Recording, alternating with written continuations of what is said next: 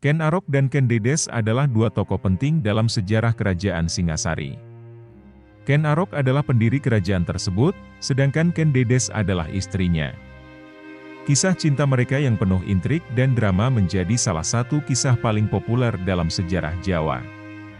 Ken Arok lahir di Desa Pangkur, Malang, Jawa Timur, pada tahun 1182.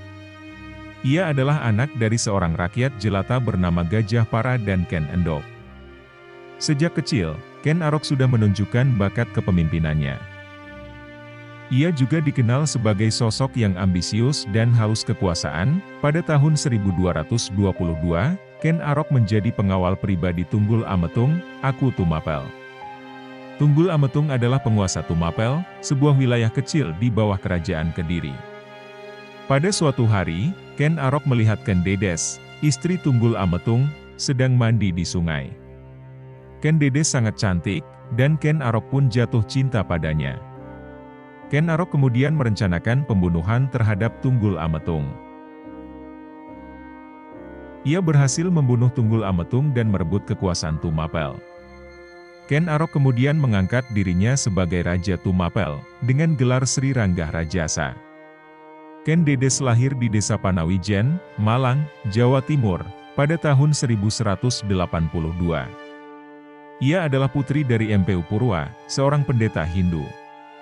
Ken Dedes sangat cantik, dan memiliki aura yang sangat kuat. Pada tahun 1222, Ken Dedes menikah dengan Tunggul Ametung.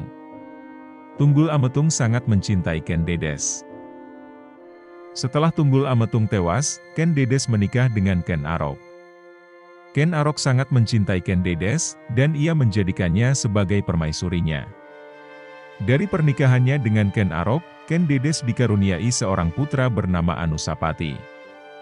Ken Arok memerintah kerajaan Tumapel selama 12 tahun. Pada tahun 1242, Ken Arok dibunuh oleh Anusapati, putranya sendiri.